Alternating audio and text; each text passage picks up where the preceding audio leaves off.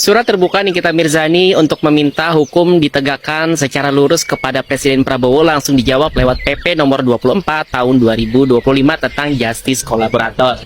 Itu adalah narasi yang belakangan menyebar di media sosial. Tapi apakah benar demikian? Mari kita luruskan secara hukum. Nah, Justice Kolaborator atau sering disingkat dengan JC ya adalah pelaku kejahatan yang bersedia bekerja sama dengan aparat penegak hukum untuk membongkar pelaku lain yang lebih besar atau jaringan kejahatan yang terorganisir atau sistematis.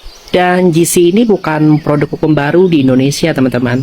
Bahkan sejak tahun 2012 di era PP 99 ya, status GC wajib dimiliki oleh pelaku kejahatan extraordinary crime untuk mendapatkan remisi atau bebas bersyarat, seperti tahanan narkotika, terorisme, korupsi, dan tindak pidana pencucian uang.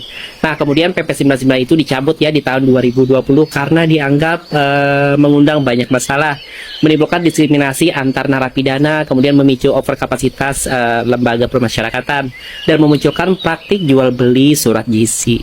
Nah, sekarang kita beralih ke era Presiden Prabowo ya, yang baru saja menaikkan PP nomor 24 tahun 2025 tentang Justice Collaboration.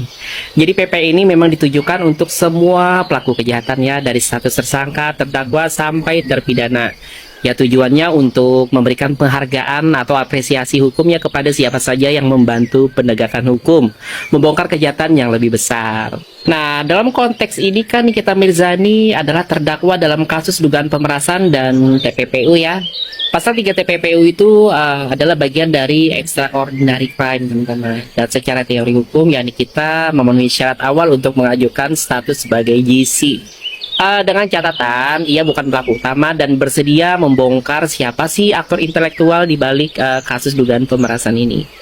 Tapi menurut saya ya, itu bukan satu-satunya jalur Nikita Mirzani untuk bisa menjadi JC ya.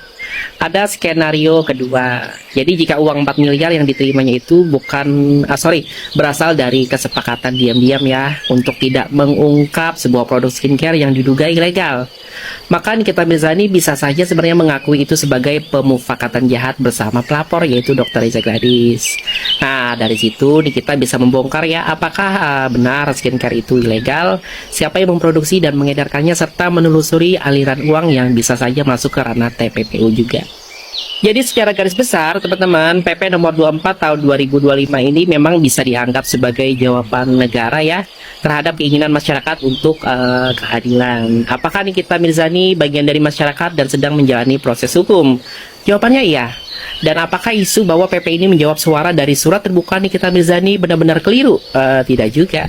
Karena meski tidak ditujukan secara personal, substansinya memang menyentuh semua orang yang sedang bersinggungan dengan sistem hukum, termasuk di kita. Teman-teman netizen channel, hukum di Indonesia itu memang ditegakkan untuk akal-akalan ya.